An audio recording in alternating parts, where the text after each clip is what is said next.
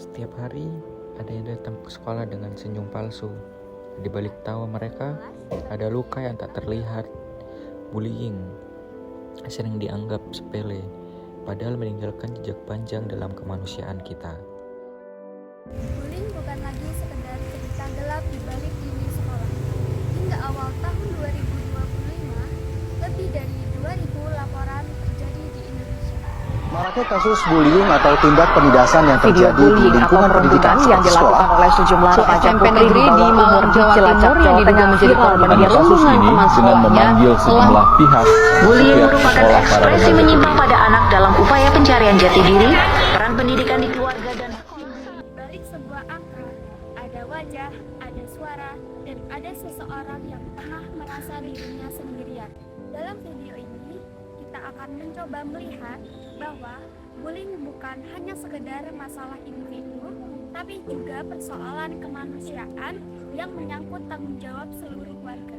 Karena ketika satu anak tersakiti, sebenarnya yang terluka adalah kita semua. Jadi di sebelah saya ini sudah ada seorang narasumber yang pernah menjadi korban bullying.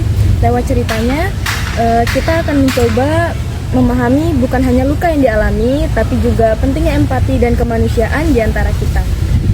Terima kasih sudah bersedia berbagi cerita bersama kami. Saya ingin mulai dengan pertanyaan sederhana. Bisa ceritakan sedikit tentang pengalaman kamu saat itu?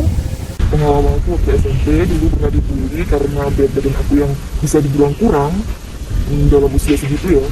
Jadi teman-teman banyak yang bilang katanya apa tidak dikasih makan atau pikiran apa. Menurut aku sih enggak ya, karena ini tuh dari janji dua orang tua aku juga. Jadi menurut aku berat badan segini itu masih oke-oke aja, tapi mereka memandang itu sebagai hal yang kurang atau nggak biasa menurut mereka. Itu sih. Terus apa yang paling kamu ingat dari kejadian itu? Terus gimana perasaan kamu? Yang paling aku ingat sih waktu aku lagi presentasi di depan, banyak teman-teman yang kayak pada bisik-bisik gitu ya, kayak badannya terus banget sih, kok hanya pulang kering aja sih. Itu paling keceritaan juga apa tuh namanya? Iya gitu, bisik-bisik yang paling paling karena itu bilangnya bener-bener di depan semua teman-teman. Jadi kayak yang sebelumnya nggak kepikiran untuk memikirkan berat badan aku jadi ikut, oh iya ya, kok dipikir-pikir juga kok kita kok bener-bener kurus gitu. Itu sih malu banget, sedih juga ya.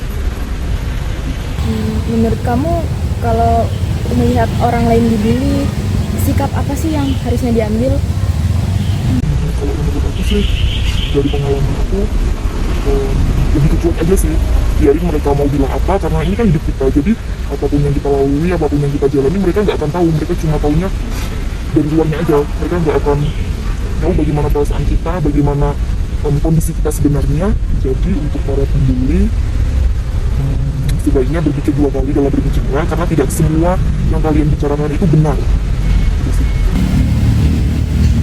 Untuk saat ini apa dampaknya bagi kamu, baik sekolah maupun lingkungan, pandangan kamu terhadap lingkungan sekitar?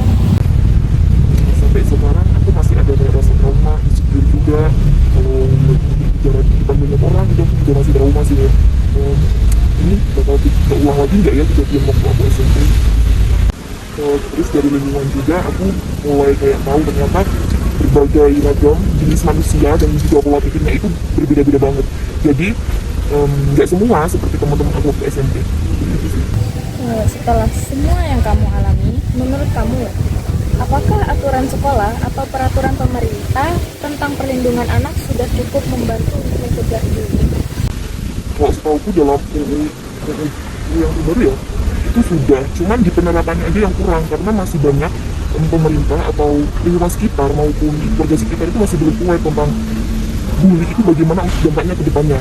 Apalagi kalau menurut aku sih, waktu aku SMP itu pembulian yang belum termasuk kayak besar itu belum ya, masih kayak skala kecil. Jadi kalau yang benar-benar sampai kita tahu kayak sampai bunuh diri itu benar-benar nggak bisa ditoleransi lagi sih. Terakhir nih, penutupan, apa pesan dan kesan kamu untuk para pembuli di luar sana? Para pembuli berhati-hati dalam berbicara, karena setiap perkataan kita itu akan kembali ke kita sendiri.